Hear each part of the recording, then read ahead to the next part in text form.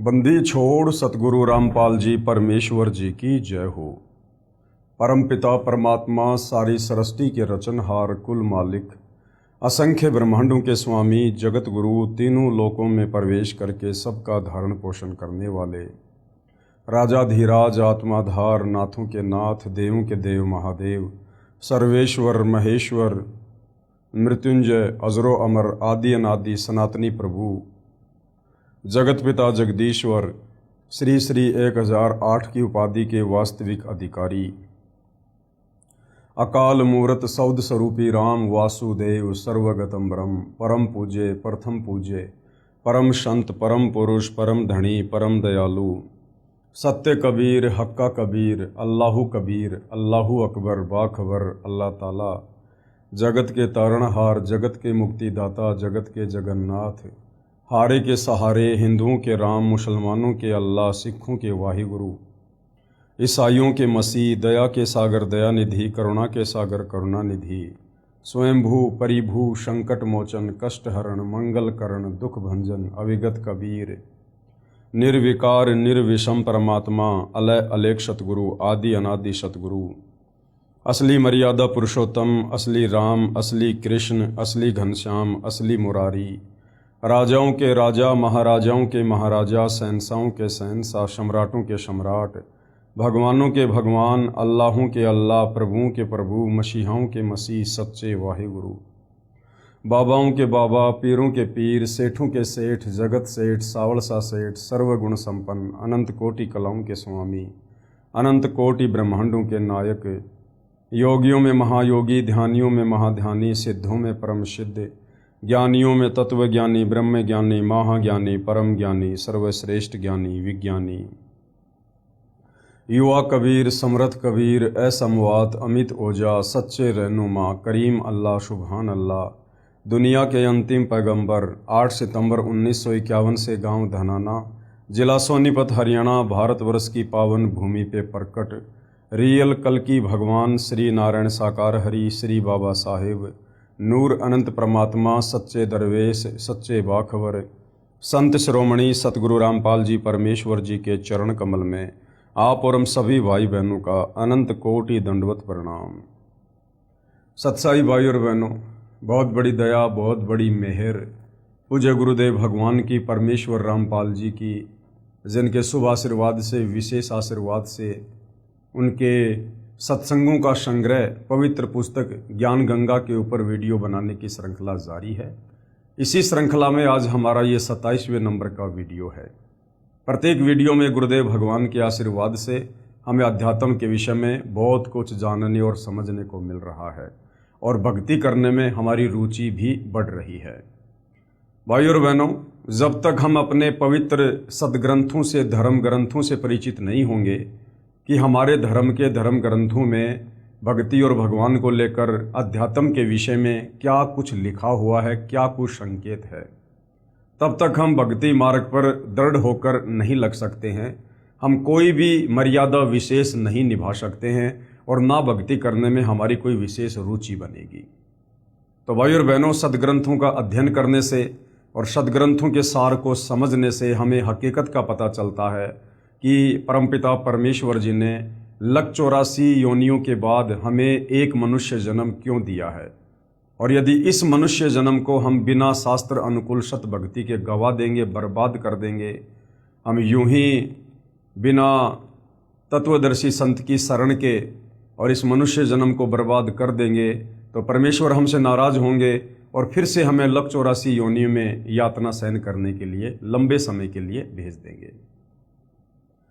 लेकिन भाई और बहनों, इन धर्म ग्रंथों को सदग्रंथों को समझना इतना आसान भी नहीं है, क्योंकि ये परमेश्वर के द्वारा बोले गए हैं और परमेश्वर की वाणी को परमेश्वर स्वयं ही आकर समझाते हैं, जीव के बस की बात नहीं है।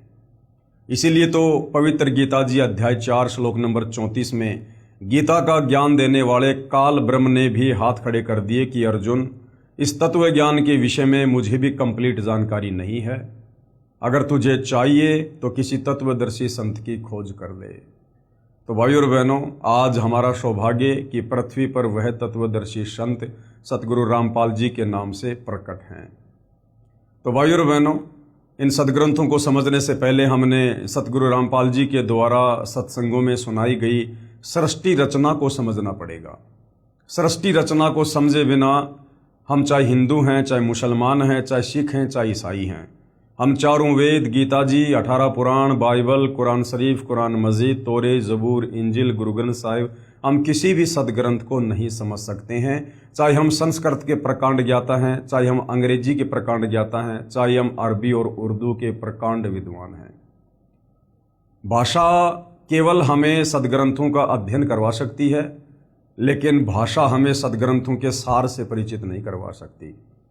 सदग्रंथों का सार यदि समझना है तो तत्वदर्शी संत के सत्संग सुनने ही पड़ेंगे, क्योंकि गीता जी ने फाइनल निर्देश दे दिया कि तत्वदर्शी संत के बिना इन सदग्रंथों को कोई नहीं समझा सकता। और यही कारण है भाइयों और बहनों, सतयुग बीत गया, त्रेता युग बीत गया, द्वापर बीत गया, कलयुग 5000 वर्ष बीत गया।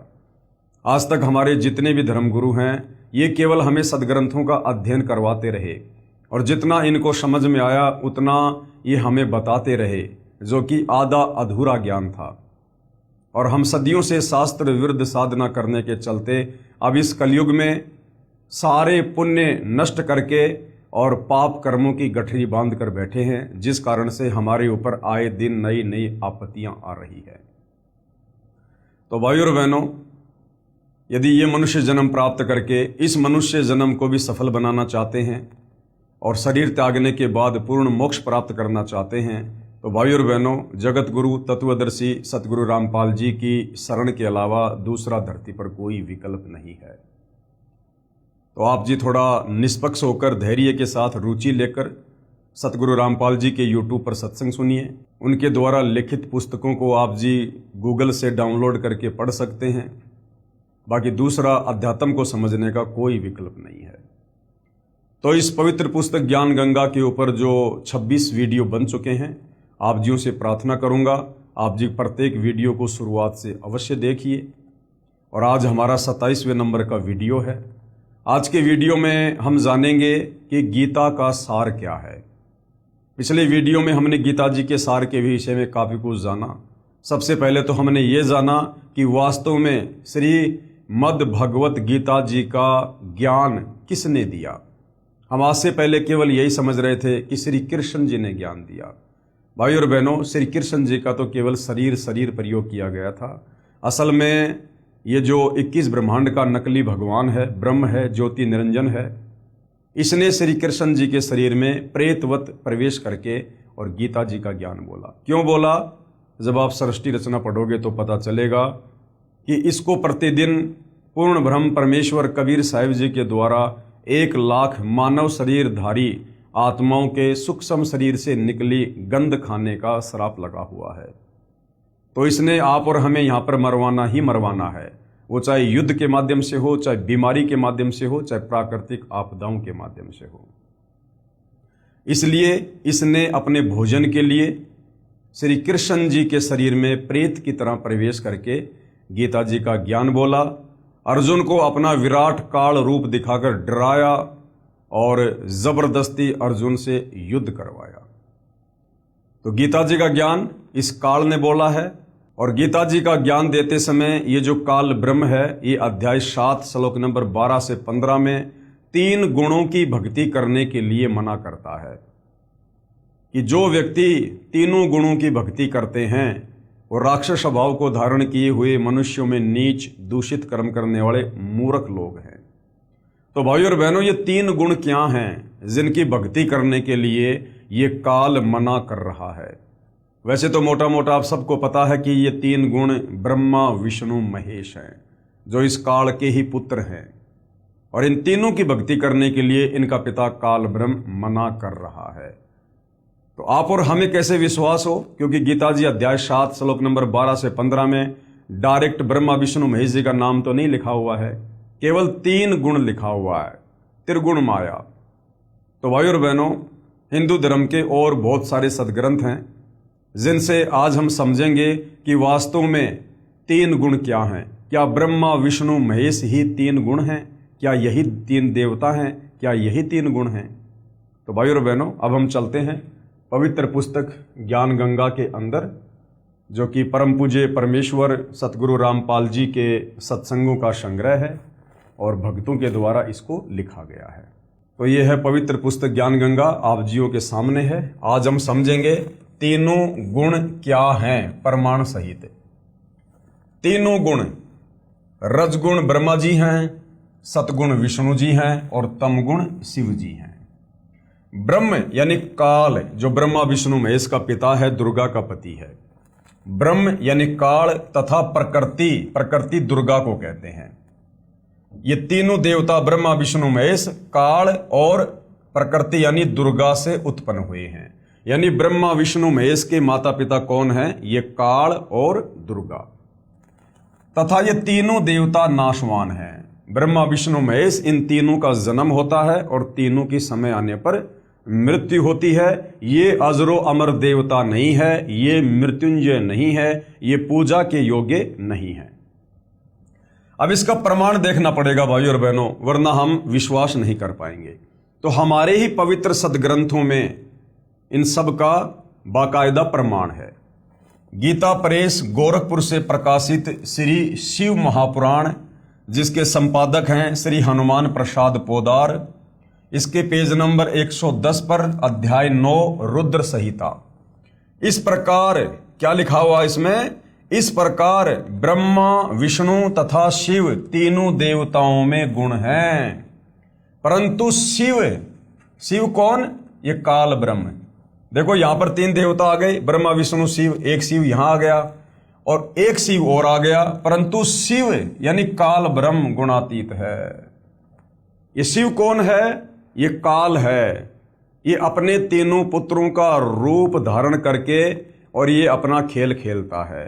ये अपने ओरिजिनल काल रूप में किसी को भी दर्शन नहीं देता है। ये आपने गीता जी में पढ़ लिया कि अर्जुन, मैंने तेरे ऊपर प्रसन्न होकर अपना ये विराट रूप दिखाया, काल रूप, अन्यथा किसी भी जप से तप से कोई भी मेरे इस रूप के दर्शन नहीं कर सकता। क्योंकि सृष्टि रचना में आपने पढ़ा कि इसको कबीर परमेश्वर की तरफ से एक श्राप लगा हुआ है, प्रतिदिन 1 लाख आत्माओं के आहार करने का। तो इसने ये प्रतिज्ञा कर रखी है कि मैं अपने ओरिजिनल काल रूप में किसी को दर्शन नहीं दूंगा, और अपने तीनों पुत्र ब्रह्मा विष्णु महेश के माध्यम से यहाँ पर आप और हमारी ये खेती करता है अपने भोजन के लिए। तो यहाँ पर ये कभी अपने पुत्र शिव के रूप में प्रकट हो जाता है, कभी ब्रह्मा के रूप में, कभी विष्णु के रूप में। इस प्रकार ब्रह्मा विष्णु तथा शिव तीनों देवताओं में गुण हैं, परंतु शिव ये चौथा, शिव यानी काल ब्रह्म, ये गुणातीत है, यानी ये इनसे अलग रहता है। दूसरा प्रमाण, अब हम चलते हैं दूसरे प्रमाण पर। दूसरा प्रमाण गीता प्रेस गोरखपुर से प्रकाशित श्री मद देवी भागवत पुराण, जिसके संपादक हैं श्री हनुमान प्रसाद पोदार, चिमन लाल गोस्वामी, तीसरा स्कंद अध्याय 5 पेज नंबर 123। अब यहां पर क्या लिखा हुआ है? भगवान विष्णु ने दुर्गा की स्तुति की, कहा कि मैं विष्णु ब्रह्मा तथा शंकर तुम्हारी कृपा से विद्यमान हैं। हमारा तो आविर्भाव यानी जन्म तथा तिरोभाव यानी मृत्यु होती है। विष्णु जी कह रहे हैं कि हे माता दुर्गा, हम तीनों देवता आप ही के आशीर्वाद से हैं और हम तीनों का तो जन्म और मृत्यु होती है। हम नित्य यानी अविनाशी नहीं हैं, तुम ही नित्य हो। क्योंकि ब्रह्मा विष्णु महेश को केवल इतना ही ज्ञान है, इनको भी तत्व ज्ञान नहीं है, कंप्लीट सृष्टि रचना का ज्ञान नहीं है, इसलिए ये दुर्गा से ऊपर और किसी को नहीं जानते, नहीं पहचानते। तुम ही नित्य हो यानी अविनाशी हो, जगत जननी हो यानी सारे संसार को रचने वाली तुम ही हो, प्रकृति और सनातनी देवी हो। भगवान शंकर ने कहा, उसके बाद में शंकर जी क्या कह रहे हैं दुर्गा जी को, यदि भगवान ब्रह्मा तथा भगवान विष्णु तुम्ही से उत्पन्न हुए हैं तो उनके बाद उत्पन्न होने वाला मैं तमोगुणी लीला करने वाला शंकर क्या तुम्हारी संतान नहीं हुआ? अर्थात मुझे भी उत्पन्न करने वाली तुम ही हो। शंकर जी कह रहे हैं कि हे माता जी, जब ब्रह्मा जी आपसे उत्पन्न हुए, आपके पुत्र हैं, विष्णु जी आपसे उत्पन्न हुए, आपके पुत्र हैं, तो फिर मैं तमोगुणी लीला करने वाला शंकर क्या तुम्हारा पुत्र नहीं हुआ? अर्थात मैं भी तुम्हारा ही बेटा हूं, तुम ही से उत्पन्न हुआ हूं, अर्थात मुझे भी उत्पन्न करने वाली तुम ही हो। तो सिद्ध हो गया भाई और बहनों कि ब्रह्मा विष्णु महेश की मां कौन है? ये दुर्गा। इस संसार की सृष्टि, स्थिति तथा संहार में तुम्हारे गुण सदा समर्थ हैं। विष्णु जी कह रहे हैं कि माता, ब्रह्मा जी को जो रजोगुण की शक्ति मिली हुई है और मुझे जो शतोगुण की शक्ति प्राप्त है और शंकर जी को तमोगुण की शक्ति प्राप्त है, ये आप ही के आशीर्वाद से है। आपके आशीर्वाद के बिना हम कुछ भी नहीं कर सकते। इन्हीं तीनों गुणों से उत्पन्न हम, गीता जी अध्याय 7 श्लोक नंबर 12 से 15 में जिन तीन गुणों की बात कही गई है, रज, सत और तम, त्रिगुणी माया, यहां पर ये खुद स्वीकार कर रहे हैं। विष्णु जी क्या कह रहे हैं? इन्हीं तीनों गुणों से उत्पन्न रजगुण, सतगुण, तमगुण से ब्रह्मा, विष्णु तथा शंकर नियमानुसार कार्य में तत्पर रहते हैं। उपरोक्त यह विवरण केवल हिंदी में अनुवादित श्री देवी महापुराण से है, जिसमें कुछ तथ्यों को छुपाया गया है। इसलिए यही प्रमाण देखें श्रीमद् देवी भागवत महापुराण, सभाष्टिकम, शैमात्यम, खेमराज श्री कृष्णदास प्रकाशन बंबई। इसमें संस्कृत सहित हिंदी अनुवाद किया है। तीसरा स्कंद अध्याय 4 पृष्ठ 10 श्लोक 42। अब देखिएगा भाई और बहनों, ब्रह्मा जी क्या कह रहे हैं? अहम महेश्वर फिल ते प्रभावत्रे वे जनी युतान यता तू नित्या के अन्य सुरा शतमख प्रमुखा च नित्या नित्या तमेव जननी प्रकृति पुराणा। अब क्या हिंदी अनुवाद है? विष्णु जी ने कहा, हे मात यानी हे मां दुर्गा, ब्रह्मा, मैं तथा शिव तुम्हारे ही प्रभाव से जन्मवान हैं, नित्य नहीं है। हम तीनों अविनाशी नहीं हैं, अर्थात हम अविनाशी नहीं हैं। फिर अन्य इंद्रादि दूसरे देवता किस प्रकार नित्य हो सकते हैं? कि माता जी, जब हम तीनों ब्रह्मा विष्णु महेश ही अविनाशी नहीं हैं, हमारा भी जन्म और मृत्यु होता है, तो फिर अन्य ये जो इंद्र हैं और अन्य देवी देवता हैं, फिर ये किस प्रकार अविनाशी हो सकते हैं? तुम ही अविनाशी हो। हम सर्व की जननी, हम सब की जननी, हम तीनों की, ब्रह्मा विष्णु महेश की मां, अर्थात उत्पन्न करने वाली माता हो, प्रकृति तथा सनातनी देवी हो। प्रकृति दुर्गा को कहते हैं। उसके बाद पेज नंबर 11 से 12 अध्याय 5 श्लोक 8। यदि दया द्रमना न सदा अंबिके कथ अहम विहित च तमोगुण कमल जय रजोगुण संभव सुविहित किमु शतोगुणो हरि। अनुवाद है, भगवान शंकर बोले, हे मात, यदि हमारे ऊपर आप दया युक्त हो तो मुझे तमोगुण क्यों बनाया? और कमल से उत्पन्न ब्रह्मा को रजोगुण किस लिए बनाया? तथा विष्णु को शतोगुण क्यों बनाया? अर्थात जीवों के जन्म मृत्यु रूपी दुष्कर्म में क्यों लगाया? भाई और बहनों, हमने ये समझना है कि गीता अध्याय 7 श्लोक नंबर 12 से 15 में गीता का ज्ञानदाता ये काल ब्रह्म जिन तीन गुणों की भक्ति करने के लिए मना कर रहा है, वो तीन गुण क्या हैं? तो यहां पर क्लियर हो रहा है कि तीन गुण हैं, रजगुण ब्रह्मा, शतगुण विष्णु, तमगुण शंकर। ये खुद यहां पर बयान कर रहे हैं कि कमल से उत्पन्न ब्रह्मा को रजोगुण किस लिए बनाया तथा विष्णु को शतोगुण क्यों बनाया, अर्थात जीवों के जन्म मृत्यु रूपी दुष्कर्म में क्यों लगाया। और शंकर जी कह रहे हैं कि आपने मुझे तमोगुण क्यों बनाया? तो तीनों देवता ही तीनों गुण हैं, ब्रह्मा विष्णु महेश एक एक गुण युक्त हैं। रजगुण ब्रह्मा, सतगुण विष्णु, तमगुण शंकर जी। उसके बाद श्लोक नंबर 12, रमे से स्वपति पुरुष सदा तवै गति नहीं विदम वे शिवै। उसके बाद ये क्या कह रहे हैं अपनी माता जी को? अपने पति पुरुष अर्थात काल भगवान के साथ सदा भोग विलास करती रहती हो, आपकी गति कोई नहीं जान सकता। अर्थात ये दुर्गा इस काल की पत्नी है, दुर्गा इस काल की पत्नी है। और ब्रह्मा विष्णु महेश की माँ कौन ही? दुर्गा। ब्रह्मा विष्णु महेश का पिता कौन? ये काल।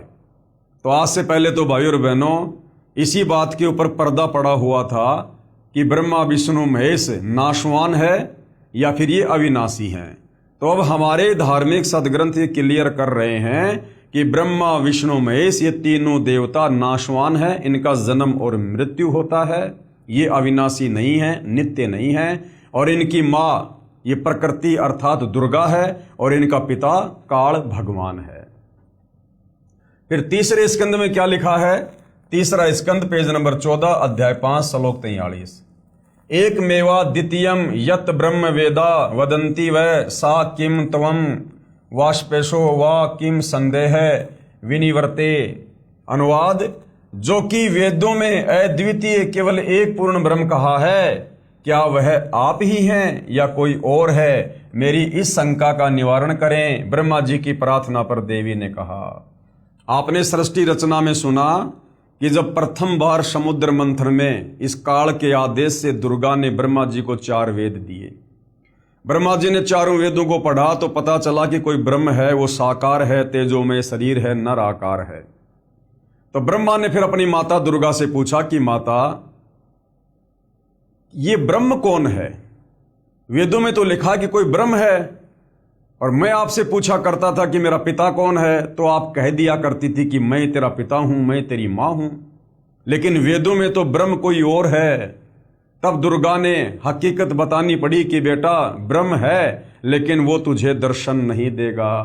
तो यहां पर वही विवरण है जो कि वेदों में अद्वितीय केवल एक पूर्ण ब्रह्म कहा है। क्या वह आप ही हैं? ब्रह्मा कह रहा अपनी मां से कि वेदों में जो ब्रह्म है, क्या वो आप ही हैं या कोई और है? मेरी इस शंका का निवारण कीजिए। ब्रह्मा जी की प्रार्थना पर देवी ने क्या कहा? ये संस्कृत में लिखा हुआ है, हम सीधे अनुवाद पे चलते हैं। फिर देवी दुर्गा ने क्या कहा? देवी ने कहा, यह है सो मैं हूं। यानी जो वेदों में लिखा हुआ ना ब्रह्म, वो मैं ही हूं। जो मैं हूं सो ये है, और जो मैं तेरे सामने हूं वो ही वेदों में लिखा हुआ ब्रह्म है। मति के विभ्रम होने से भेद भासता है। यानी तेरे को मति भ्रम हो गया। मति भ्रम यानी तेरी बुद्धि ढंग से काम नहीं कर रही ब्रह्मा, इसलिए तेरे को ये भ्रम हो रहा है कि ब्रह्म कोई और है। हम दोनों का जो सूक्ष्म अंतर है, अब यहां कह रही है हम दोनों का। अब यहां पर खुद ही अपने से ब्रह्म को अलग दर्शा रही है। ऊपर तो कह रही है कि ये है सो मैं हूं, जो मैं हूं सो ये है, और नीचे क्या कह रही है? हम दोनों का जो सूक्ष्म अंतर है, इसको जो जानता है वही मतिमान अर्थात तत्वदर्शी है। नीचे खुद ही साबित कर रही है कि हां मैं अलग हूं और ब्रह्म अलग है, और कह रही है कि हम दोनों का जो सूक्ष्म अंतर है, यानी मुझे दुर्गा को और ब्रह्म यानी काल को जो दो अलग अलग साबित कर देगा, समझना वही तत्वदर्शी संत है।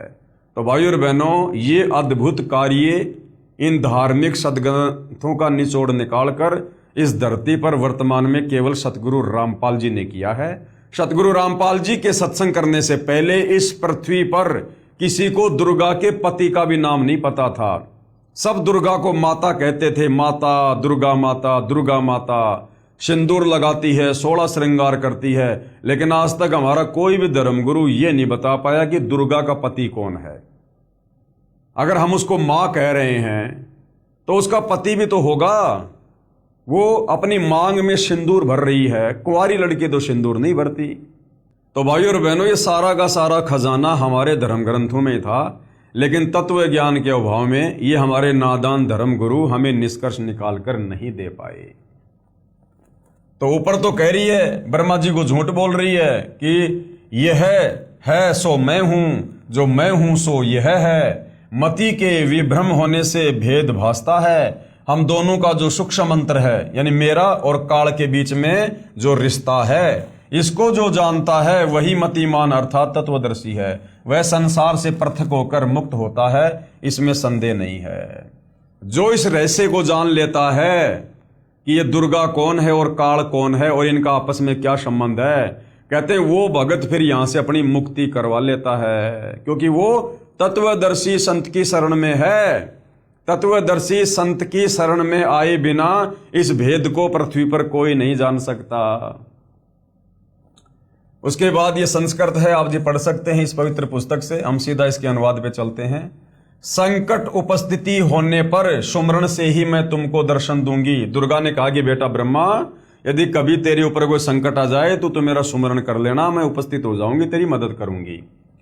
परमात्मा सनातन देव की शक्ति रूप से मेरा सदा सुमरण करना, दोनों के सुमरण से अवश्य कार्य सिद्धि होगी।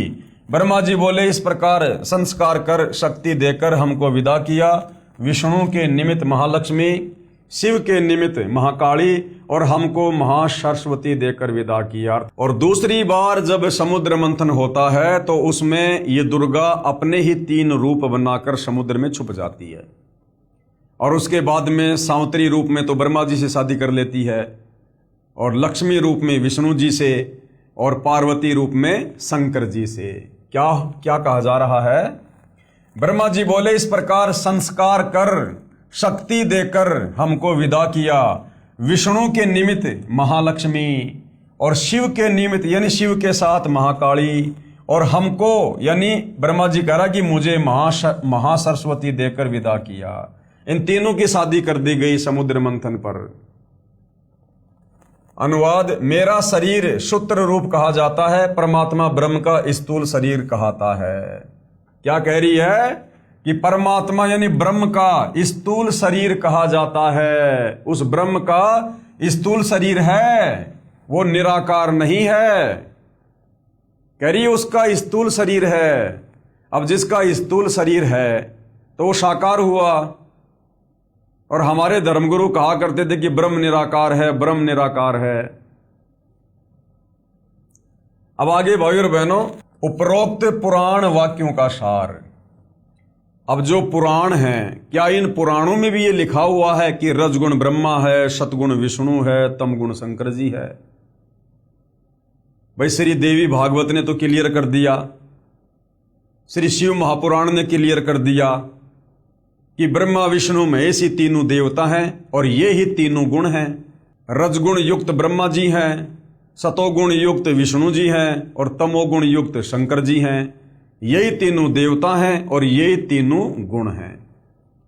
अब यदि हमारे इन पुराणों में भी इस बात का कोई प्रमाण मिल जाए कि वास्तव में ब्रह्मा विष्णु महेश ही एक एक गुण युक्त हैं, तो भाइयों और बहनों फिर गीता जी अध्याय 7 श्लोक नंबर 12 से 15 को पढ़ने में बड़ी आसानी होगी।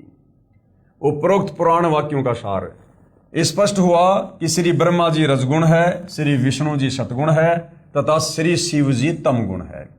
और ये तीनों भगवान नाशवान है, इनका जन्म और मृत्यु होता है, तीनों का, ब्रह्मा विष्णु महेश का, तथा इनका जन्म मृत्यु होता है। और दुर्गा को प्रकृति भी कहा जाता है, दुर्गा को प्रकृति भी कहते हैं।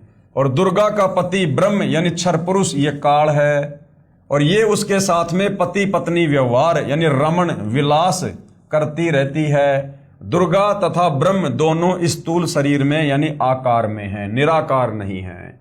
ये श्री शिव महापुराण और देवी महापुराण ने बिल्कुल क्लियर कर दिया। यही प्रमाण गीता अध्याय 14 श्लोक नंबर 3 से 5 में है।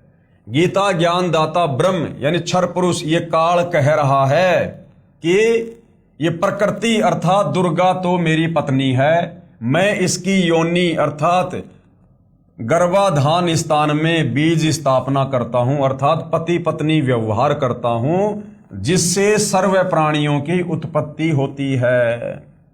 मैं सर्व यानी 21 ब्रह्मांड के प्राणियों का पिता हूं। कौन कह रहा है? ये काल, ये ब्रह्म। गीता अध्याय 14 श्लोक नंबर 3 से 5 में बिल्कुल क्लियर कर रहा है ये क्षर पुरुष, ये ब्रह्म, ये काल, कि दुर्गा मेरी पत्नी है और दुर्गा के गर्भाधान में मैं बीज स्थापित करता हूं, अर्थात पति पत्नी व्यवहार से जीवों की उत्पत्ति करता हूं, जिससे सर्व प्राणियों की उत्पत्ति होती है। मैं यानी ब्रह्म काल सर्व 21 ब्रह्मांड के प्राणियों का पिता हूं, तथा प्रकृति यानी दुर्गा अष्टंगी सबकी माता है। इसी दुर्गा यानी प्रकृति अष्टंगी से उत्पन्न तीनों गुण रजगुण ब्रह्मा, सतगुण विष्णु तथा तमगुण शिव अन्य प्राणियों को कर्मों के बंधन में बांधते हैं। सृष्टि रचना में हमें गुरुदेव भगवान ने यही तो बताया कि दुर्गा से तीनों पुत्र ब्रह्मा विष्णु महेश की उत्पत्ति करके और उसके बाद काल ने दुर्गा से कहा कि दुर्गा, अब मैं किसी को भी अपने ओरिजिनल काल रूप में दर्शन नहीं दूंगा, और तीनों पुत्रों को मैंने एक एक गुण युक्त कर दिया है। अब इनके माध्यम से तू आगे सृष्टि की शुरुआत कर, जीव उत्पत्ति का कार्य कर, क्योंकि मुझे रोजाना 1,00,000 मानव शरीरधारी आत्माओं के सूक्ष्म शरीर से निकली वासना खाने का श्राप लगा हुआ है। इसलिए ये काल दुर्गा के माध्यम से हम सभी प्राणियों को, तीनों लोकों के प्राणियों को, ये ब्रह्मा विष्णु महेश के माध्यम से कर्मों के बंधन में बांध के रखता है। अब बताइए भाइयों और बहनों, जो ब्रह्मा विष्णु महेश अपने पिता काल ब्रह्म की खुराक तैयार करने के लिए आप और हमें कर्म बंधन में बांध के रखे हुए हैं, फंसा के रखे हुए हैं, और हम इन्हीं ब्रह्मा विष्णु महेश की पूजा करके सोच रहे हैं कि मेरा मोक्ष होगा, मेरा उद्धार होगा।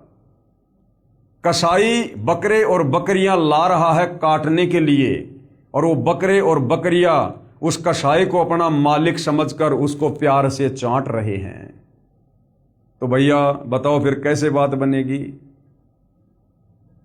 आगे देखिएगा, त्रिगुण माया यानी रजगुण ब्रह्मा जी, सतगुण विष्णु जी तथा तमगुण शिव जी, ये क्या है? ये त्रिगुण माया है। त्रिगुण माया जीव को मुक्त नहीं होने देते। ये ब्रह्मा विष्णु महेश, ये हम जीवों को काल के 21 ब्रह्मांड से मुक्त नहीं होने देते हैं, और मूर्ख जन समुदाय इन्हीं को परमात्मा मानकर पूजा में लगा हुआ है। इसलिए गीता 7 अध्याय 12 से 15 में इस काल ने इन तीनों देवताओं रजगुण ब्रह्मा, सतगुण विष्णु, तमगुण शंकर जी की भक्ति करने वालों को 4 गालियां दी हैं। त्रिगुण माया यानी 3 गुण, रजगुण सतगुण तमगुण। रजगुण कौन है? ब्रह्मा जी। सतगुण कौन है? विष्णु जी। और तमगुण कौन है? शंकर जी। जीव को मुक्त नहीं होने देते। पवित्र गीता जी के अध्याय 7 श्लोक नंबर 1 व 2 में ब्रह्म कह रहा है, ये काल कह रहा है कि अर्जुन, अब तुझे वह ज्ञान सुनाऊंगा जिसके जानने के बाद और कुछ जानना बाकी नहीं रह जाता। गीता अध्याय 7 श्लोक 12। गीता ज्ञानदाता ये ब्रह्म, ये काल कह रहा है कि तीनों गुणों से जो कुछ हो रहा है, अब समझ में आ गया होगा तीनों गुण कौन है? रजगुण ब्रह्मा, सतगुण विष्णु, तमगुण शंकर जी। तो गीता अध्याय 7 श्लोक नंबर 12 में ब्रह्मा विष्णु महेश का पिता ये काल खुद कह रहा है कि इन तीनों गुणों से, अर्थात इन तीनों देवताओं से, ब्रह्मा विष्णु महेश से जो कुछ हो रहा है वह मुझसे ही हुआ जान, क्योंकि सारा सब कुछ 21वें ब्रह्मांड में बैठकर ये काल ही इनमें प्रेरणा करके करवा रहा है अपने भोजन के लिए। जैसे रजगुण ब्रह्मा से उत्पत्ति करवाता है, सतगुण विष्णु से पालन पोषण स्थिति तथा तमगुण शिव से ये प्रलय अर्थात संहार कारण काल भगवान ही है। इन तीनों देवताओं के माध्यम से जो भी कुछ हो रहा है इसका मुख्य कारण कौन है? ये काल। फिर कहा है कि मैं इनमें नहीं हूं, क्योंकि काल बहुत दूर 21वें ब्रह्मांड में निज लोक में रहता है। इन तीनों को एक एक गुण से युक्त करके और एक ब्रह्मांड में 3 लोक, स्वर्ग, पृथ्वी और पाताल का जो है एक एक विभाग का मंत्री बना दिया, और ये खुद इनसे दूर 21वें ब्रह्मांड में रहता है। इसलिए क्या कह रहा है? फिर कहा है कि मैं यानी काल, मैं काल इनमें नहीं हूं, क्योंकि काल बहुत दूर 21वें ब्रह्मांड में निज लोक में रहता है, परंतु मन रूप में मौज काल ही मनाता है तथा रिमोट से सर्व प्राणियों तथा ब्रह्मा जी, श्री विष्णु जी व श्री शिव जी को यंत्र की तरह चलाता है। गीता बोलने वाला ब्रह्म यानी काल कह रहा है कि मेरे 21 ब्रह्मांडों के प्राणियों के लिए मेरी पूजा से ही शास्त्र अनुकूल साधना प्रारंभ होती है, क्योंकि चारों वेदों में और गीता जी में इस काल ब्रह्म तक की साधना का ही जिक्र है। तो ये काल कह रहा कि इस 21 ब्रह्मांड में यदि वास्तव में कोई शत भक्ति है तो मुझ काल से शुरू होती है, मुझ काल से। और इस काल की भक्ति की लास्ट उपलब्धि क्या है? ब्रह्मलोक। और ब्रह्मलोक में जाने के बाद, थोड़े बहुत सुख भोगने के बाद, फिर ये प्राणी वहां पर अपने पुण्यों को नष्ट करके पाप आधार से फिर नरक में भी जाता है। लक 84 योनि में गधा कुत्ता शोर भी बनता है और फिर जन्म और मरण के चक्कर में रहता है। अर्थात 21 ब्रह्मांड में काल की ओम नाम की साधना से श्रेष्ठ भक्ति और कोई नहीं है। ये ब्रह्मा विष्णु महेश की भक्ति ये काल खुद रिजेक्ट कर रहा है। क्या कह रहा है? गीता बोलने वाला ब्रह्म कह रहा है कि मेरे 21 ब्रह्मांडों के प्राणियों के लिए मेरी पूजा से ही शास्त्र अनुकूल साधना शुरू होती है, जो वेदों में वर्णित है। मेरे अंतर्गत जितने भी प्राणी हैं उनकी बुद्धि मेरे हाथ में है। मैं केवल 21 ब्रह्मांडों में ही मालिक हूं। इसलिए गीता अध्याय 7 श्लोक नंबर 12 से 15 तक जो भी तीनों गुणों से, रजगुण ब्रह्मा से यानी जीवों की उत्पत्ति, सतगुण विष्णु जी से स्थिति तथा तम गुण शिव जी से संहार, जो कुछ भी हो रहा है उसका मुख्य कारण मैं ब्रह्म काल ही हूं। यानी करते हुए ये ब्रह्मा विष्णु महेश दिखाई दे रहे हैं, लेकिन असल में ये मेरे रिमोट से ही चल रहे हैं। ये तीन गुण इनको मैंने ही दिए हैं। तो ये कह रहा है कि जो भी मुख्य कारण है वो मैं हूं, काल।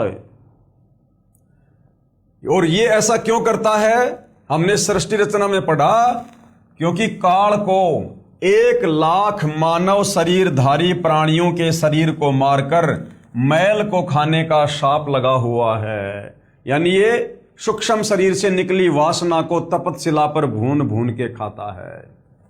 जो साधक यानी जो भगत मेरी यानी ब्रह्म की काल की साधना ना करके और त्रिगुणमयी माया यानी रजगुण ब्रह्मा जी, सतगुण विष्णु जी और तमगुण शिव जी की ही भक्ति करके थोड़े बहुत लाभ प्राप्त करते हैं, जिससे ज्यादा कष्ट उठाते रहते हैं। साथ में संकेत किया है कि इनसे ज्यादा लाभ मैं काल ब्रह्म दे सकता हूं।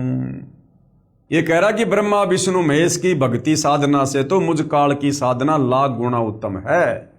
इनकी साधना करके तो तुम केवल थोड़े बहुत क्षणिक लाभ प्राप्त कर सकते हो, लेकिन मुझ काल ब्रह्म की ओम नाम की साधना, जो गीता अध्याय 8 श्लोक नंबर 13 में है कि ओम इति एक अक्षर ब्रह्म व्यवहारण माम अनुस्मरण ये परियाति तजन देहम सयाति प्रमामगतम, कि ब्रह्मा विष्णु महेश की भक्ति साधना से मुझ काल ब्रह्म की भक्ति साधना सर्वश्रेष्ठ है, जिससे तुम थोड़े बहुत ज्यादा ब्रह्मलोक में लाभ उठा सकते हो। परंतु ये मूर्ख साधक, काल क्या कह रहा है? परंतु ये मूर्ख भगत तत्व ज्ञान के अभाव से इन्हीं तीनों गुण रजगुण ब्रह्मा जी, सतगुण विष्णु जी, तमगुण शिव जी तक की साधना करते रहते हैं। लेकिन ये मूर्ख जन समुदाय तत्व ज्ञान के अभाव में और इन्हीं तीनों देवताओं को भगवान मानकर इन्हीं की पूजा करते रहते हैं। इनकी बुद्धि इन्हीं तीनों भगवानों तक सीमित है। इसलिए ये राक्षस स्वभाव को धारण किए हुए मनुष्यों में नीच शास्त्र विरुद्ध साधना रूपी दुष्कर्म करने वाले मूर्ख मुझे यानी काल ब्रह्म को भी नहीं भजते। यही प्रमाण गीता अध्याय 16 श्लोक नंबर 4 से 20 व 23-24 तक, अध्याय 17 श्लोक 2 से 14 तथा 19 व 20 में भी है। यानी ये ब्रह्मा विष्णु महेश का पिता काल ब्रह्म इन तीनों देवताओं ब्रह्मा विष्णु महेश की भक्ति ना करने की सलाह दे रहा है। विचार करें भाई और बहनों, ब्रह्मा विष्णु महेश की भक्ति करने वाले कौन कौन हुए हैं और कैसा उनका स्वभाव था। रावण ने भगवान शिव को मृत्युंजय अजरो अमर सर्वेश्वर मानकर भक्ति की, क्योंकि तत्व ज्ञान रावण को भी नहीं था। 10 बार शीश काटकर समर्पित कर दिया शंकर जी के चरणों में, जिसके बदले में युद्ध के समय 10 शीश रावण को प्राप्त हुए, परंतु मुक्ति नहीं हुई, क्योंकि मुक्ति तो ब्रह्मा विष्णु महेश की नहीं है, तो इनकी भक्ति से इनके भक्तों को कैसे मिलेगी। और राक्षस कहलाया तमोगुणी शंकर का भगत रावण क्या कहलाया फिर? राक्षस।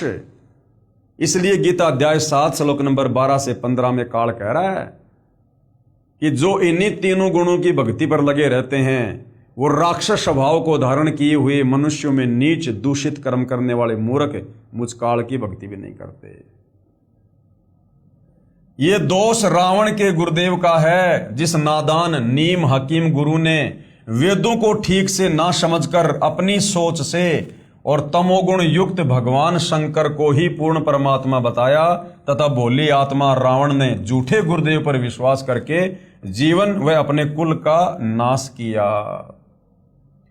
दूसरा उदाहरण, इन तीनों गुणों की भक्ति क्यों नहीं करनी चाहिए ब्रह्मा विष्णु महेश की।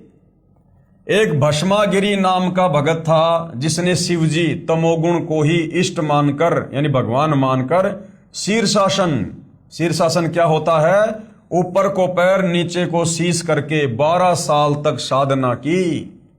भगवान शिव को वचनबद्ध करके भस्म कंडा ले लिया, भगवान शिव जी को ही मारने लगा। उद्देश्य क्या था कि भस्म कंडा प्राप्त करके भगवान शिव जी को मारकर पार्वती जी को पत्नी बनाऊंगा। इसको कहते हैं राक्षस स्वभाव को धारण किए हुए मनुष्यों में नीच।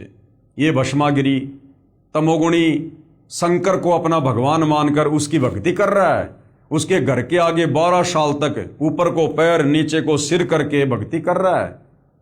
और मन में क्या दोष था कि शंकर जी के पास में एक वो कड़ा था, उस कड़े की क्या विशेषता थी, वो कड़ा हाथ में लेकर जिसके सर के ऊपर रखकर कह दो भस्म, वो तुरंत राख हो जाता था। तो भस्मागिरी ने सोचा कि भगवान शंकर को प्रसन्न करके ये भस्म कंडा ले लूं, उसके बाद सबसे पहले शंकर जी को खत्म करूंगा और शंकर जी की जो पत्नी है पार्वती उससे शादी करूंगा। अब बताइए, इसको कहते हैं राक्षस स्वभाव धारण किया हुआ मनुष्यों में नीच। यानी ब्रह्मा विष्णु महेश की भक्ति करने वालों को सद्बुद्धि नहीं आ सकती। उद्देश्य यह था कि भस्म कंडा प्राप्त करके भगवान शिव जी को मारकर पार्वती जी को पत्नी बनाऊंगा। भगवान शिव जी डर के मारे भाग गए। फिर श्री विष्णु जी ने उस भस्मासुर को गंडस्त नाच नचाकर उसी भस्म कंडे से भस्म किया, और वो विष्णु जी का रूप बनाकर उस समय भाई और बहनों कबीर परमात्मा जी स्वयं आए थे।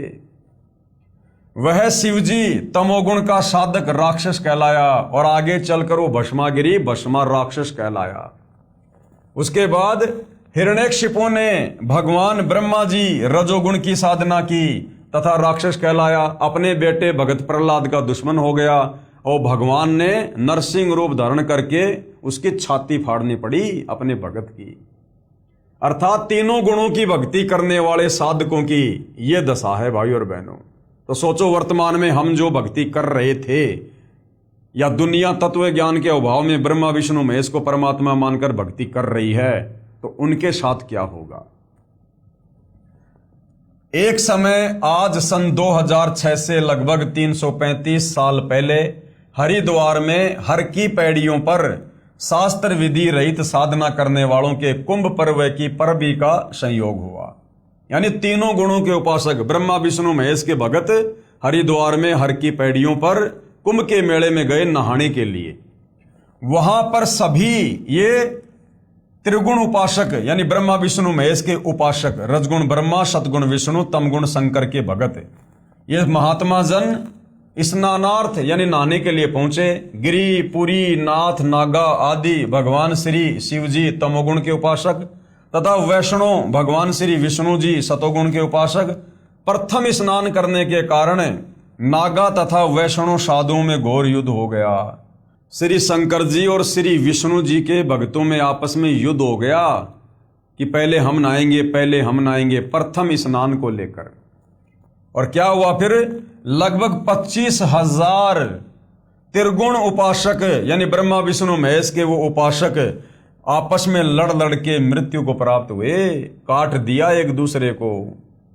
अब बताओ, जो व्यक्ति जरा सी बात पर नरसंहार कत्ले आम कर देता है, क्या वो साधु है? वो साधु है या फिर राक्षस? स्वयं विचार करो। इसलिए काल कह रहा है कि जो इन तीनों गुणों की भक्ति करता है वो राक्षस स्वभाव को धारण किया हुआ मनुष्य में नीच दूषित कर्म करने वाला मूर्ख है। आम व्यक्ति भी कहीं स्नान कर रहे हों और कोई व्यक्ति आकर कहे कि मुझे भी कुछ स्थान नहाने के लिए देने की कृपया करें, शिष्टाचार के नाते कहते हैं कि आओ आप भी स्नान कर लो। इधर उधर होकर आने वाले को स्थान दे देते हैं। और ये ब्रह्मा विष्णु महेश के भगत कहलाने वाले, इनको तो आम सांसारिक लोगों से ज्यादा सदाचारी और शिष्टाचारी होना चाहिए। लेकिन एक छोटी सी बात को लेकर, सबसे पहले नहाने की बात को लेकर ब्रह्मा विष्णु महेश के भक्तों में आपस में इतना भयंकर झगड़ा हुआ। 25,000 ये साधु संत महात्मा आपस में कट कट के मर गए, लड़ाई झगड़ा करके। तो ये प्रतिफल है ब्रह्मा विष्णु महेश की भक्ति का। इसलिए पवित्र गीता जी अध्याय 7 श्लोक 12 से 15 में कहा है कि जिनका मेरी त्रिगुणमयी माया यानी रजगुण ब्रह्मा जी, सतगुण विष्णु जी और तमगुण शिव जी की पूजा के द्वारा ज्ञान हरा जा चुका है, वे केवल मान बढ़ाई के भूखे राक्षस स्वभाव को धारण किए हुए मनुष्यों में नीच अर्थात आम व्यक्ति से भी नीचे गिरे हुए स्वभाव वाले और दुष्कर्म करने वाले मूर्ख मेरी भक्ति भी नहीं करते। काल कह रहा है कि मेरी भक्ति भी नहीं करते, कह रहा है कि ब्रह्मा विष्णु महेश से अच्छा तो मेरी भक्ति कर लो, थोड़े बहुत लाभ तो ठीक ठाक मिल जाएंगे। गीता जी अध्याय 7 श्लोक नंबर 16 से 18 तक पवित्र गीता जी के बोलने वाला ब्रह्म प्रभु कह रहा है कि मेरी भक्ति यानी ब्रह्म साधना भी 4 प्रकार के भगत करते हैं। कौन? एक तो अर्थार्थी। अर्थार्थी कौन होता है? जो धन लाभ चाहने वाले हैं, जो वेदों के अनुसार भक्ति करते हैं। मकसद क्या होता है? धन प्राप्ति। जो वेद मंत्रों से ही जंत्र मंत्र हवन आदि करते रहते हैं। दूसरा है आरत। आरत कौन होता है? जो संकट निवारण के लिए वेदों के मंत्रों का जंत्र मंत्र हवन आदि करते रहते हैं। तीसरा है जिज्ञासु भगत। जिज्ञासु कौन होता है? जो परमात्मा के ज्ञान को जानने की इच्छा रखने वाले, केवल ज्ञान संग्रह करके फिर खुद ही गुरु बन जाते हैं, वक्ता बन जाते हैं तथा दूसरों में ज्ञान श्रेष्ठता के आधार पर उत्तम बनकर, ज्ञानवान बनकर अभिमानवश भक्तिहीन हो जाते हैं। और चौथा है ज्ञानी। ज्ञानी कौन? वे भगत जिनको ये ज्ञान हो गया कि मानव शरीर बार बार नहीं मिलता, इससे भगवान की साधना नहीं बन पाई तो जीवन व्यर्थ हो जाएगा। फिर वेदों को पढ़ा, जिनसे ज्ञान हुआ कि ब्रह्मा विष्णु शिव तीनों गुणों व ब्रह्म क्षर पुरुष तथा परब्रह्म अक्षर पुरुष से ऊपर पूर्ण ब्रह्म की ही भक्ति करनी चाहिए, अन्य देवताओं की नहीं। उन ज्ञानी अच्छी आत्माओं को मैं अच्छा लगता हूं तथा मुझे वे इसलिए अच्छे लगते हैं कि वे तीनों गुणों रजगुण ब्रह्मा, सतगुण विष्णु तथा तमगुण शिव जी से ऊपर उठकर मेरी ब्रह्म साधना तो करने लगे, कम से कम ओम नाम का जाप तो करने लगे वेदों से निकाल कर, जो अन्य देवताओं से अच्छी है। परंतु वेदों में जो ओम नाम है, जो केवल इस ब्रह्म साधना का मंत्र है, इस काल का ही मंत्र है, उसी को वेद पढ़ने वाले विद्वानों ने अपने आप ही विचार विमर्श करके पूर्ण ब्रह्म का मंत्र जानकर वर्षों तक साधना करते रहे। प्रभु प्राप्ति हुई नहीं, अन्य सिद्धियां प्राप्त हो गई। ओम मंत्र से और तप करने से सिद्धियां आ जाती हैं, क्योंकि पवित्र गीता अध्याय 4 श्लोक 34 तथा पवित्र यजुर्वेद अध्याय 40 मंत्र 10 में वर्णित तत्वदर्शी संत नहीं मिला। भाई तत्वदर्शी संत बताएगा कंप्लीट भक्ति विधि, इस काल की भी वास्तविक भक्ति विधि क्या है, अक्षर पुरुष की भक्ति विधि क्या है और परम अक्षर ब्रह्म कबीर देव का वास्तविक मंत्र क्या है। तो इन ज्ञानी आत्माओं को तत्वदर्शी संत मिला नहीं, जो पूर्ण ब्रह्म की साधना 3 मंत्र से बताता है। इसलिए ज्ञानी भी इस ब्रह्म काल की भक्ति करके जन्म मृत्यु के चक्कर में ही रह गए।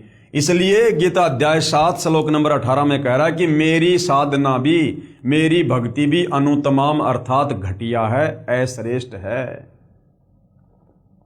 अब कौन था इस काल की भक्ति करने वाले?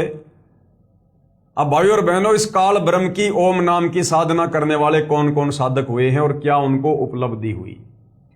एक ज्ञानी अच्छी आत्मा महर्षि चुनक जी ने वेदों को पढ़ा तथा एक पूर्ण प्रभु की भक्ति का मंत्र ओम जानकर इसी नाम के जाप से वर्षों तक साधना की। एक मानधाता चक्रवर्ती राजा था। चक्रवर्ती राजा उसे कहते हैं जिसका पूरी पृथ्वी पर शासन हो। उसने अपने अंतर्गत राजाओं को युद्ध के लिए ललकारा, एक घोड़े के गले में चिट्ठी बांधकर सारे राज्य में घुमाया, शर्त यह थी कि जिसने राजा मानधाता की गुलामी अर्थात अधीनता स्वीकार ना हो उसे युद्ध करना पड़ेगा। वह इस घोड़े को पकड़कर बांध ले। किसी ने घोड़ा नहीं पकड़ा। महर्षि चुणक जो इस बात का पता चला कि राजा बहुत अभिमानी हो गया है, कहा कि मैं इस राजा के युद्ध को स्वीकार करता हूं। और युद्ध शुरू हो गया। मानधाता राजा के पास 72 करोड़ सेना थी।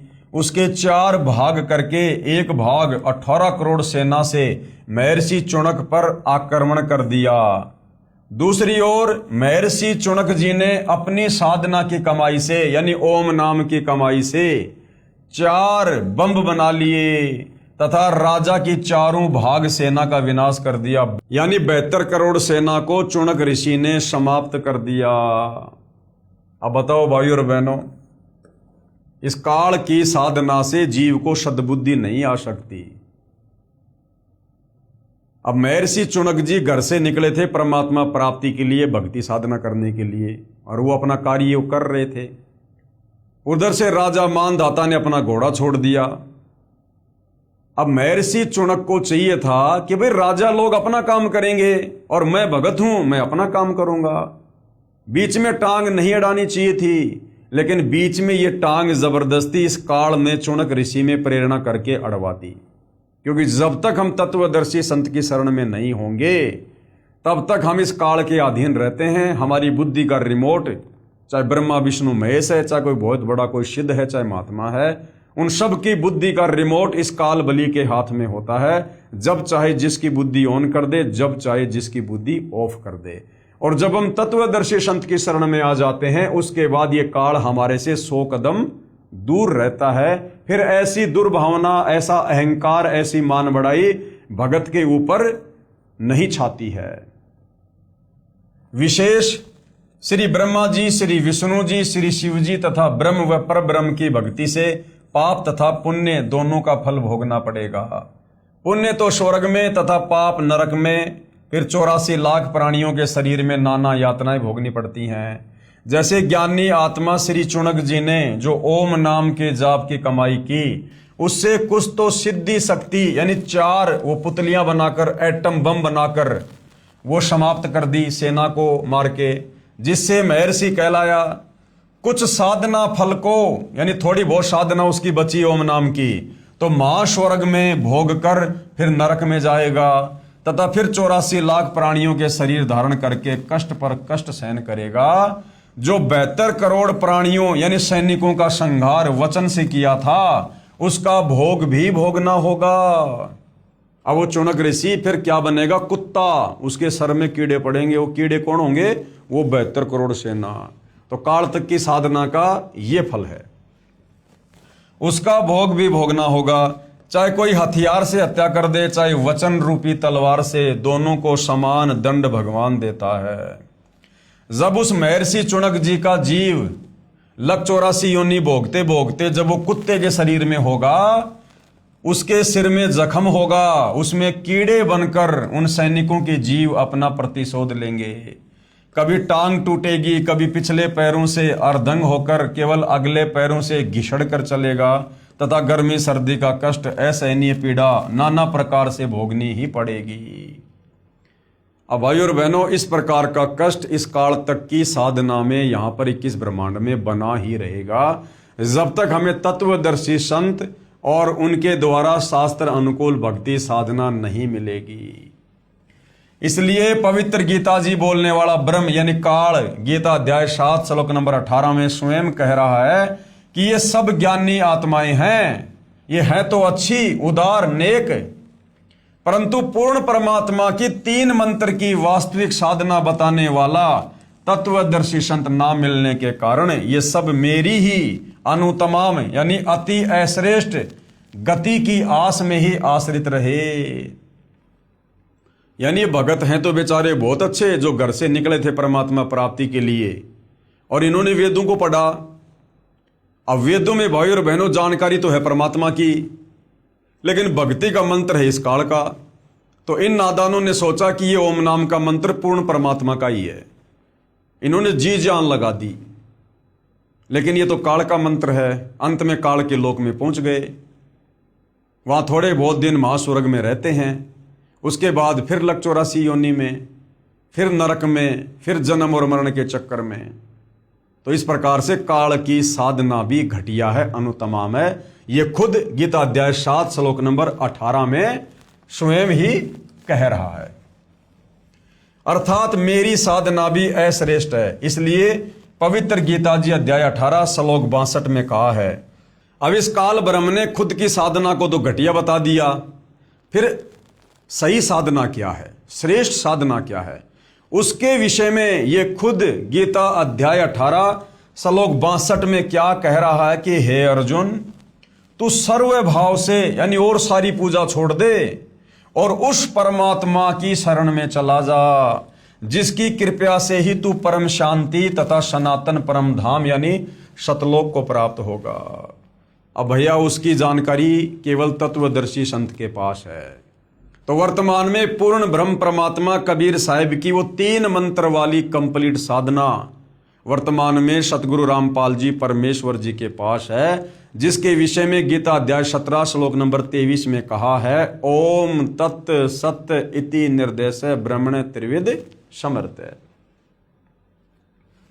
पवित्र गीता जी को श्री कृष्ण जी के शरीर में प्रेतवत प्रवेश करके ब्रह्म अर्थात काल ने बोला।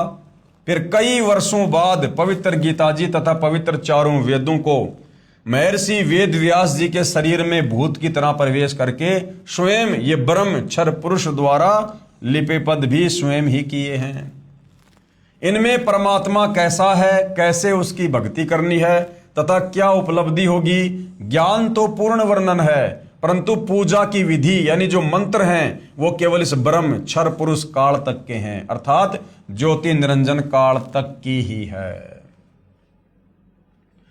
पूर्ण ब्रह्म की भक्ति के लिए पवित्र गीता जी अध्याय 4 श्लोक 34 में पवित्र गीता बोलने वाला ये ब्रह्म ये काल स्वयं कह रहा है कि पूर्ण परमात्मा की भक्ति व प्राप्ति के लिए किसी तत्वदर्शी संत को ढूंढ ले।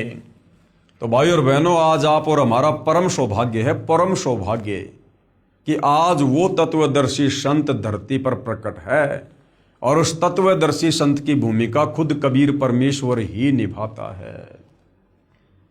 तो क्या कह रहा है कि पूर्ण परमात्मा की भक्ति व प्राप्ति के लिए किसी तत्वदर्शी संत को ढूंढ ले, फिर जैसे वह विधि बताए वैसे ही कर।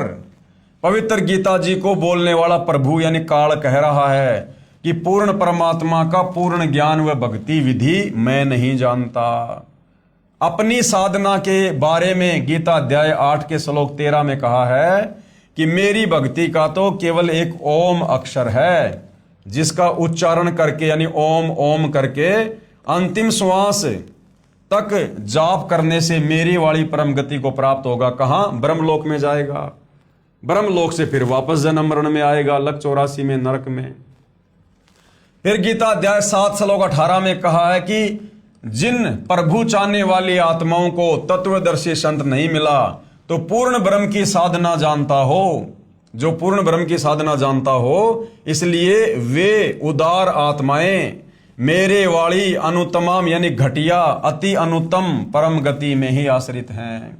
यानी तत्वदर्शी संत के अभाव में वो अच्छी आत्माएं जो वेदों से ओम नाम को निकाल कर जाप कर रही हैं, वो तत्वदर्शी संत की शरण के अभाव में मेरी ही घटिया साधना कर रही हैं, परमात्मा की साधना जानकर। पवित्र गीता जी बोलने वाला प्रभु यानी काल स्वयं कह रहा है कि मेरी साधना से होने वाली गति अर्थात मुक्ति भी अति अश्रेष्ठ है, घटिया है। अध्याय 7 श्लोक नंबर 18 में। इसके बाद भाई और बहनों, अन्य देवताओं रजगुण ब्रह्मा जी, सतगुण विष्णु जी, तमगुण शिव जी की पूजा अनजान ही करते हैं।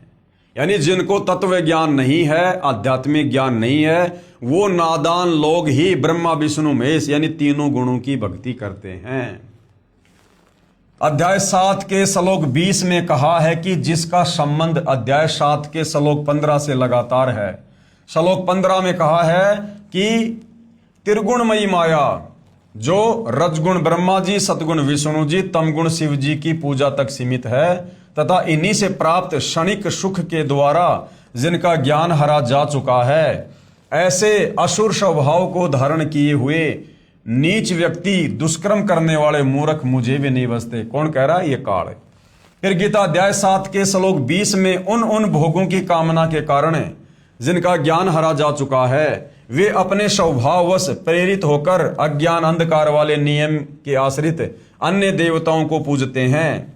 अध्याय 7 के श्लोक 21 में कहा है कि जो जो भगत जिस जिस देवता के स्वरूप को श्रद्धा से पूजना चाहता है, उस भगत की श्रद्धा को मैं उसी देवता के प्रति स्थिर करता हूं। अध्याय 7 के श्लोक नंबर 22 में यह काल कह रहा है कि वह जिस श्रद्धा से युक्त होकर जिस देवता का पूजन करता है, क्योंकि उस देवता से मेरे द्वारा ही विधान किए हुए कुछ इच्छित भोगों को प्राप्त करते हैं। जैसे मुख्यमंत्री कहे कि नीचे के अधिकारी मेरे ही नौकर हैं, मैंने उनको कुछ अधिकार दे रखे हैं जो उनके यानी अधिकारियों के ही आश्रित है, वह लाभ भी मेरे द्वारा ही दिया जाता है, परंतु पूर्ण लाभ वो अधिकारी नहीं दे सकते। अध्याय 7 के श्लोक 23 में वर्णन है कि परंतु उन मंद बुद्धि वालों का वह फल नाशवान होता है। देवताओं को पूजने वाले देवताओं को प्राप्त होते हैं, यानी देवताओं के लोक में चले जाएंगे, वहां पर थोड़े बहुत समय के लिए कोई गण बन जाएंगे, उनके नौकर बन जाएंगे। मद भगत मतावलंबी, जो वेदों में वर्णित भक्ति विधि अनुसार भक्ति करने वाले भगत भी मुझको प्राप्त होते हैं, यानी ओम नाम की साधना करने वाले मुझ काल को प्राप्त होते हैं, अर्थात काल के जाल से कोई बाहर नहीं निकलता। यानी भाइयों और बहनों, ये काल कह रहा है कि जो व्यक्ति मेरी भक्ति ना करके और इन अन्य देवी देवताओं की भक्ति पर लगे हुए हैं, उन मूर्खों को ये नहीं पता कि उन देवी देवताओं की भक्ति करने के चलते जो थोड़े बहुत सुख यानी लाभ उनको प्राप्त होते हैं, जैसे थोड़े बहुत समय के लिए स्वर्ग में चला गया, फिर नरक में, छोटे मोटे काम यहां पर हो गए सीधे, तो ये काल कह रहा कि वो लाभ भी मेरी शक्ति से ही उन भक्तों को मिल रहे हैं। जिस प्रकार गांव का सरपंच है और गांव का सरपंच गांव वालों को कुछ अच्छे कार्य करके कोई धर्मशाला बनवा दे, कोई रोड बनवा दे, कोई नाली को पक्की करवा दे, कोई ट्यूबवेल लगा दे, वो गांव वालों को थोड़े बहुत कुछ लाभ दे रहा है, लेकिन वो सरपंच वो लाभ नहीं दे सकता जो लाभ मुख्यमंत्री दे सकता है। और गांव वाले केवल सरपंच के पीछे लग रहे हैं और किसी को जानते नहीं, मानते नहीं कि सरपंच ही हमारा मुख्यमंत्री है, हमारा सब कुछ है। तो फिर मुख्यमंत्री कहे कि उन नादान, उन मूर्ख गांव वालों को यह पता ही नहीं है कि उस सरपंच से ज्यादा लाभ तो यदि वो डायरेक्ट मेरे से संपर्क करें तो मैं दे सकता हूं, अन्यथा सरपंच से जो लाभ प्राप्त हो रहा है वो भी मेरे द्वारा, मेरे सिस्टम से ही हो रहा है, वो सरपंच कुछ भी देने में सक्षम नहीं है। तो इसी प्रकार ये काल कह रहा है कि इस तत्व ज्ञान को अच्छे से ना समझकर और जो मेरी भी भक्ति नहीं करते हैं और केवल ये ब्रह्मा विष्णु महेश से नीचे देवी देवताओं की भक्ति में लगे रहते हैं, तो देवी देवताओं की भक्ति से वो सुख, वो लाभ नहीं हो सकता जो मुझ काल ब्रह्म की ओम नाम की साधना से मिल सकता है। और वो देवी देवताओं की साधना से थोड़े बहुत जो लाभ मिल रहे हैं, ये काल कह रहा कि वो भी मेरे आशीर्वाद से मिल रहे हैं, वो भी मैंने ही विधान बना रखा है। कहने का मतलब है, अगर किसी को 21 ब्रह्मांड में ही रहना है, इस काल के लोक में ही रहना है, और यदि गधा कुत्ता सुअर भी बनना है, नरक में भी जाना है, जन्म मरण के चक्कर में भी रहना है, और रहना 21 ब्रह्मांड में ही है, तो काल कह रहा कि नादानो फिर क्यों ना मेरी ओम नाम की साधना करो। बार बार तो नरक में नहीं जाओगे, बार बार तो तपस्या पे नहीं जाओगे, काफी लंबे समय तक मेरी ओम नाम की साधना से मैं तुम्हें ब्रह्मलोक में रखूंगा, मां स्वर्ग में रखूंगा, लेकिन अंत में जाना फिर पड़ेगा तुम्हारे को जन्म मरण में, लक 84 में, नरक में। विशेष अध्याय 7 के श्लोक 20 से 23 में कहा है कि वे जो भी साधना किसी भी पितर की, भूत की, देवी देवताओं आदि की पूजा स्वभाववश करते हैं, जैसे हम श्राद्ध निकालते हैं तो श्राद्ध निकालना ये भूतों की पूजा है। मैं ब्रह्म काल ही उन मंद बुद्धि लोगों, भक्तों को उसी देवता के प्रति आसक्त करता हूं। वे नादान भगत देवताओं से जो लाभ पाते हैं, मैंने काल ने ही देवताओं को कुछ शक्ति दे रखी है, उसी के आधार पर उनके यानी देवताओं के पुजारी देवताओं को प्राप्त हो जाएंगे। लेकिन रहेंगे काल के जाल में। परंतु उन मंद बुद्धि भक्तों की वह पूजा 84 लाख योनियों में शीघ्र ले जाने वाली है, यानी ज्यादा समय तक वो स्वर्ग में नहीं रह सकते। देवी देवताओं की पूजा करने वाले स्वर्ग में अपना पुण्य भोग के फिर तुरंत लक 84 में चले जाएंगे। तथा जो मुझे यानी काल को भजते हैं वे तपतशिला पर फिर मेरे महास्वर्ग ब्रह्मलोक में चले जाएंगे और उसके बाद जन्म मरण में ही सदा रहेंगे। मोक्ष प्राप्त नहीं होगा, 21 ब्रह्मांड से बाहर नहीं निकल सकते काल की ओम नाम की साधना करते करते। भावार्थ है कि देवी देवताओं व ब्रह्मा विष्णु शिव तथा माता से भगवान ब्रह्म की साधना अधिक लाभदायक है। यानी ब्रह्मा विष्णु महेश दुर्गा और नीचे के देवी देवताओं से इस काल की ओम नाम की भक्ति अच्छी है। यानी लंबे समय तक महास्वर्ग में रहोगे, ब्रह्मलोक में रहोगे, लेकिन आना फिर पड़ेगा। भले ही महास्वर्ग में गए भगत का स्वर्ग समय एक महाकल्प तक भी हो सकता है, परंतु महास्वर्ग में शुभ कर्मों का सुख भोग कर फिर नरक तथा अन्य प्राणियों के शरीर में कष्ट बना रहेगा। पूर्ण मोक्ष नहीं, अर्थात कालजाल से मुक्ति नहीं। अब भाइयों और बहनों, और प्रमाण हमारे धर्मशास्त्रों में, पवित्र गीता व पवित्र वेदों में अन्य देवताओं की पूजा तथा पितृ पूजा, श्राद्ध निकालना तथा भूत पूजा, अस्थियां उठाना अर्थात फूल उठाना, पिंड भरवाना, मंडियों की पूजा करना मना किया है। पवित्र चारों वेदों अनुसार साधना का परिणाम केवल स्वर्ग महास्वर्ग प्राप्ति, मुक्ति नहीं। यानी चारों वेदों के अनुसार हम जो साधना करेंगे, चारों वेदों में जानकारी तो है कबीर परमेश्वर की, पूर्ण ब्रह्म की, लेकिन भक्ति का मंत्र केवल ओम है, और ये ओम है इस काल का। तो काल के ही जाल में रहेंगे चारों वेदों और गीता जी के अनुसार भक्ति करते करते, जब तक हमें तत्वदर्शी संत नहीं मिलेगा, और जब तक तत्वदर्शी संत हमें वो कंप्लीट 3 मंत्र का जाप जो पूर्ण ब्रह्म परमेश्वर कबीर साहिब का है, जब तक वो नहीं देगा, हम काल के 21 ब्रह्मांड से बाहर निकलकर मुक्त नहीं हो सकते। तो पवित्र चारों वेदों अनुसार भक्ति का परिणाम क्या है? केवल स्वर्ग में चले जाओगे, महास्वर्ग में चले जाओगे, लेकिन मोक्ष नहीं होगा।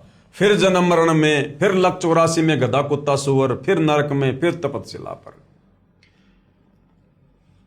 पवित्र गीता अध्याय 9 श्लोक 20 और 21 में कहा है कि जो मनोकामना सकाम सिद्धि के लिए मेरी पूजा तीनों वेदों में वर्णित साधना शास्त्र अनुकूल करते हैं, अर्थात ओम नाम का जो जाप करते हैं, वे अपने कर्मों के आधार पर महास्वर्ग में आनंद मनाकर फिर क्या होगा? फिर जन्म मरण में आ जाते हैं। अर्थात यज्ञ चाहे शास्त्र अनुकूल भी हो, उनका एकमात्र लाभ सांसारिक भोग, स्वर्ग और फिर नरक व 84 लाख योनियां ही हैं। जब तक तीनों मंत्र ओम तत् सत्य जो कि सांकेतिक हैं, तत्वदर्शी शांति बताएगा, गीता अध्याय 17 श्लोक नंबर 23 में लिखे हुए हैं। जब तक तीनों मंत्र ओम तथा तत्व सत्य सांकेतिक हैं, पूर्ण संत से यानी तत्वदर्शी संत से प्राप्त नहीं होते। अध्याय 9 के श्लोक 22 में कहा है कि जो निष्काम भाव से मेरी शास्त्र अनुकूल पूजा करते हैं, उनकी पूजा की साधना की रक्षा मैं स्वयं करता हूं, लेकिन मुक्ति नहीं मिलती जब तक तत्वदर्शी संत नहीं मिलेगा। तो भाइयों और बहनों, आज के वीडियो में हमें यह भली भांति समझ में आ गया है कि जिसको 21 ब्रह्मांड में रहना है, जिसको मोक्ष नहीं चाहिए, वो भैया वेदों के अनुसार, गीता जी के अनुसार इस काल के ओम मंत्र की साधना करो जी लगा के। फिर कहां जाओगे? इसके ब्रह्मलोक में जाओगे, महास्वर्ग में जाओगे, वहां लंबे समय तक रहोगे, एक महाकल्प तक रहोगे, हजारों युगों तक रहोगे, सर्व भोग भोगोगे, बकवाद करोगे, वैश्यावर्ती करोगे। उसके बाद जब हमारी ओम नाम की कमाई खत्म हो जाएगी, जब हमारा रिचार्ज खत्म हो जाएगा, ये काल हमें वहां से नीचे उठा के पटक देगा। जैसे यहां से हमारी मृत्यु हो जाती है, ऐसे वहां मृत्यु हो जाएगी। फिर कहां जाएगा वो? जितने समय उसने वो महास्वर्ग भोगा है, उतना ही समय फिर वो नरक भी भोगेगा, लक 84 योनि में भी जाएगा। ये है इस काल की वेदों में वर्णित ओम नाम की साधना का फल। और जिसको पूर्ण मोक्ष चाहिए, 21 ब्रह्मांड से जिसको पार होना है सदा सदा के लिए, जिसको परम सुख चाहिए, वो भैया गीता जी अध्याय 4 श्लोक नंबर 34 में वर्णित तत्वदर्शी संत की शरण में आकर उसके बताए अनुसार साधना करेगा, जिसका यहां से पूर्णतया छुटकारा होगा।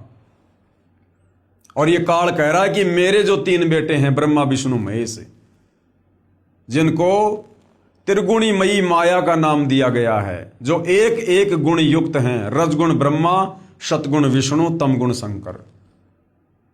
तो ये काल जो इनका पिता है ब्रह्म, ये खुद गीता अध्याय 7 श्लोक 12 से 15 में कह रहा है कि जो इन तीनों गुणों की भक्ति करते हैं ब्रह्मा विष्णु महेश की, वो राक्षस स्वभाव को धारण किए हुए, यानी राक्षस जैसा उनका स्वभाव होता है, कुछ भी उल्टा सीधा कर सकते हैं, कोई नियम मर्यादा नहीं है।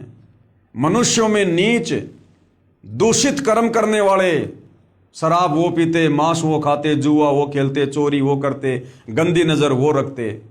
और मूर्ख इसलिए कहा कि उनको तत्व ज्ञान नहीं है।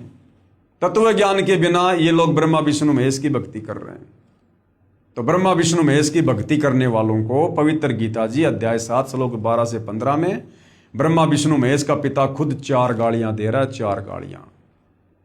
तो भाई और बहनों, ये पवित्र शास्त्र सब कुछ समझा रहे हैं, इनमें सब कुछ लिखा हुआ है।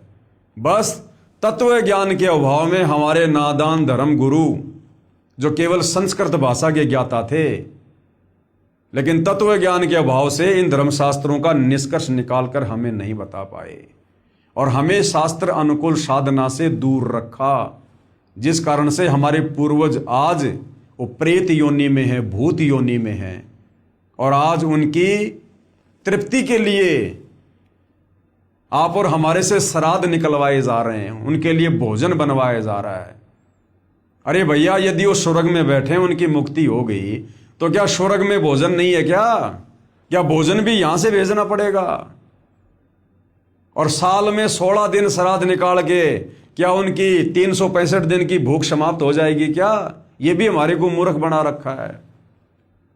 तो जिस प्रकार इन नादान धर्म गुरुओं ने तत्व ज्ञान के अभाव में हमारे पूर्वजों को शास्त्र विरुद्ध साधना करवा के और प्रेत योनि में भेज दिया, भूत योनि में भेज दिया, आज आप और हमारे से भी शास्त्र विरुद्ध साधना के तहत उन हमारे पूर्वजों के श्राद्ध निकलवा कर, जो कि वेद विरुद्ध है, हमें भी प्रेत योनि, भूत योनि में भेजने की तैयारी कर रहे हैं।